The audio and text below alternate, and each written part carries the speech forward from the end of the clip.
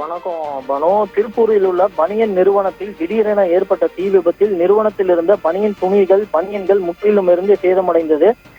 திருப்பூர் மணியக்காரம்பாளையம் பகுதியில் தனியாருக்கு சொந்தமான பனியன் நிறுவனமானது செயல்பட்டு வருகிறது. இங்கு 50க்கும் மேற்பட்ட தொழிலாளர்கள் பணிபுரிந்து வரும் சூழ்நிலையில் நிறுவனத்திலிருந்து ஒரு அறையில் திடீரென தீ விபத்து ஏற்பட்டதாக கூறப்படுகிறது. இதில் பணியில் இருந்த தொழிலாளர்கள் தீயை அணைக்கும் முயற்சியில் ஈடுபட்டனர். இதற்கிடையே பனியன் துணிகள் மற்றும் பனியன் லாரிகள் உட்பட அனைத்தும் தீ விபத்தில் முற்றிலும் நெருங்கி சேதமடைந்தது.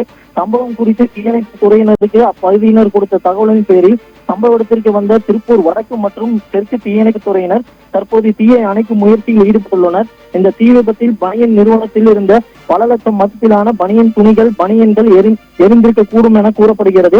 இதனிடையே மின்கசிவு காரணமாக தீ விபத்து ஏற்பட்டதா அல்லது வேறு ஏதாவது காரணமா என்ற கோணத்தில் தற்போது போலீசார் விசாரணை மேற்கொண்டு வருகின்றனர். விபத்து தொடர்பா அந்த பணியில இருந்த ஊழியர்கள் தரப்புல எதுவும் சொல்றாங்களா? விவரங்கள் என்ன ஜெரி?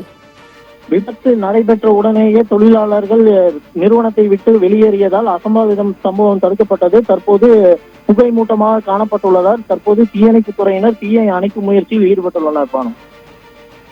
நன்றி ஜெரி. திருப்பூர் மணியக்காரன்பாளையம் பகுதியில் உள்ள பனியன் நிறுவனத்தில் திடீரென்று ஏற்பட்ட அந்த தீ விபத்தில் அடுக்கி வைக்கப்பட்டிருந்த பனியன் துணிகள் அனைத்தும் சேதமடைந்திருக்கிறது. தொடர்ந்து இந்த தீயை அணைக்கும் பணியானது துரிதப்படுத்தப்பட்டிருக்கிறது.